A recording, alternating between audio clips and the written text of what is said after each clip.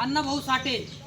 तर अण्णाभाऊ साठे म्हणजे हे साधारण व्यक्तिमत्व नाही, साधारण घरात जन्मलेलं परंतु साधारण व्यक्तिमत्व नाही, तर ते उत्तुंग असं व्यक्तिमत्व त्यांनी आपल्या विचारातून आपल्या कर्तृत्वातून त्यांनी दाखवून दिलं की सामान्य कुटुंबामध्ये सुद्धा माणूस मोठा होऊ शकतो.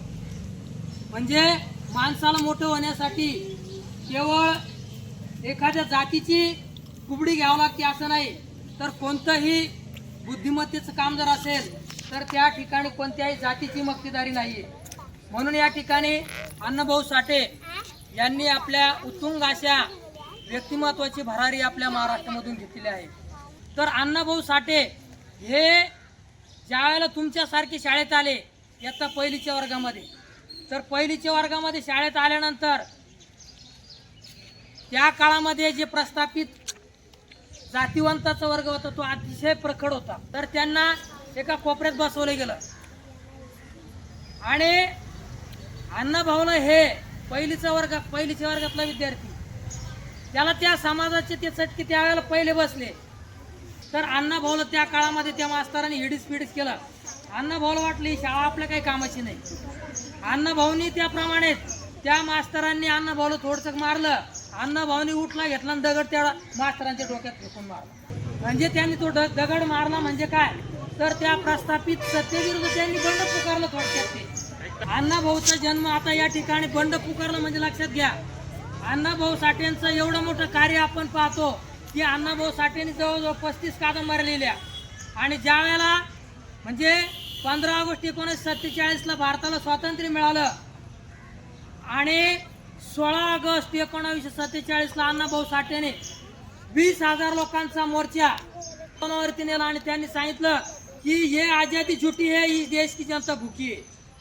म्हणजे अण्णाभाऊ साठेने स्वातंत्र्याच्या दुसऱ्या दिवशी बंड पुकारलं. काय स्वातंत्र्य मान्य नाहीये, आमच्या पोटालाच नाही तर आम्ही स्वातंत्र्य का मान्य करायचं, अशा प्रकारचं बंड पुकारलं. म्हणजे क्रांतीचा नारा त्यांनी त्या काळामध्ये पुकारला. आता तुम्ही म्हणणार अण्णाभाऊ साठेंना का राजकीय वारसा होता का? नाही, त्यांच्या पाठीमागे कोणी मोठा व्यक्ती नव्हता किंवा कोणताही आधार नव्हता, परंतु त्याच्या पाठीमागं मला तुम्हाला पाठीमागं न्यावं लागेल. तुम्ही म्हणा सर आता आमचा बाजार भरला आणि तुम्ही पाठीमाग खूप नेऊ राहिले, पण तुम्हाला आता या ठिकाणी माग थोडासा वेळ जातोय, तुमचा वेळ घेणार. तर या ठिकाणी अण्णाभाऊला मला थोडंसं पाठीमागं न्यायचं आहे. त्यावेळेला अण्णाभाऊचा जन्म झाला.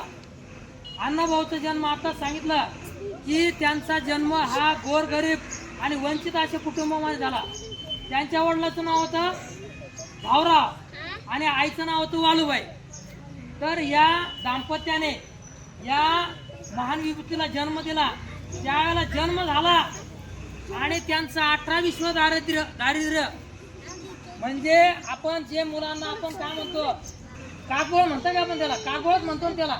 हा, तर ते कागोळ घेण्यासाठी भाऊरावकडे पैसे नव्हते. त्या विवंचनेमध्ये भाऊराव बसले होते आणि रात्रीचे 6-7 वाजले.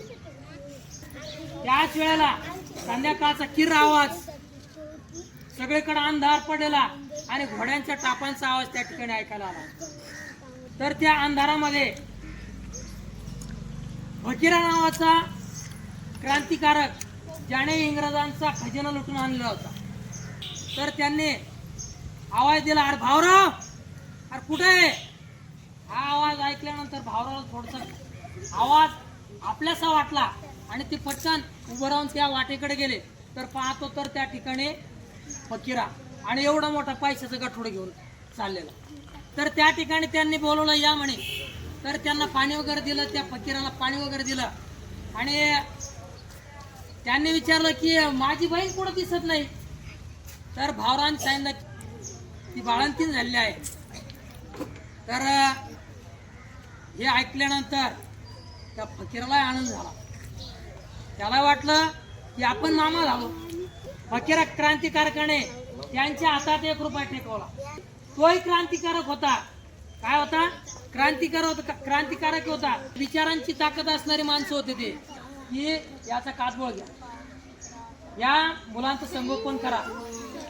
म्हणजे तुम्हाला सांगायचं काय की अण्णाभाऊ साठे यांना कोणत्याही प्रकारचं गॉडफादर नसताना, कोणत्याही प्रकारची राजकीय पार्श्वभूमी नसताना केवळ त्यांनी त्या काळामध्ये जे बाळकडू पिले ते क्रांतीचं बाळकडू त्यांना त्यावेळेला मिळालं होतं, म्हणून ते एवढे मोठे व्यक्ती झाले. आणि म्हणून अण्णाभाऊ साठे, मी तुम्हाला फ्लॅशबॅक करायला लावला पाठीमागे, त्याचं कारण ते होतं की अण्णाभाऊ एवढे मोठे का झाले, तर त्यांना बाळकडूच क्रांतीचं मिळालेलं होतं.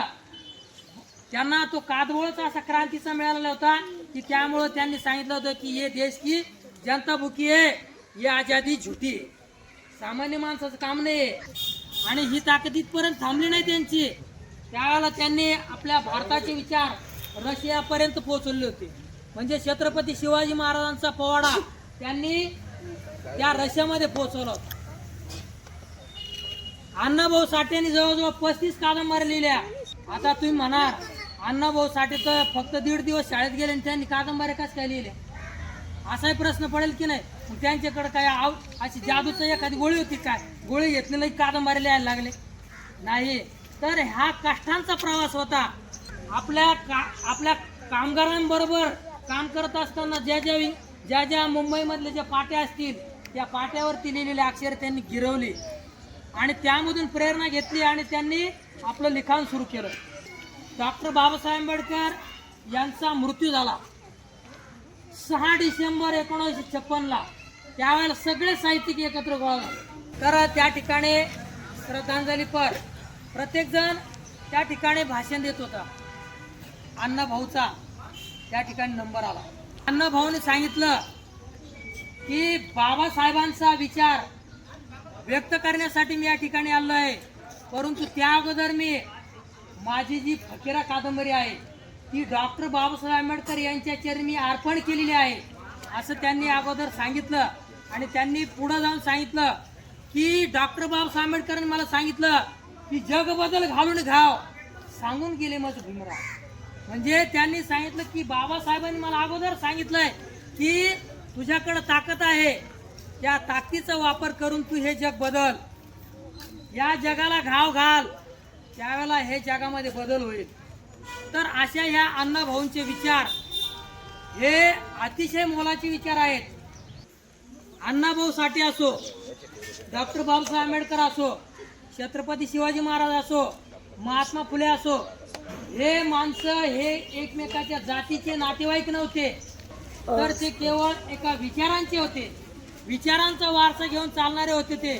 आणि म्हणून अशा या विचारांना कोणत्या प्रकारचे जातीचे बंधन नसतात.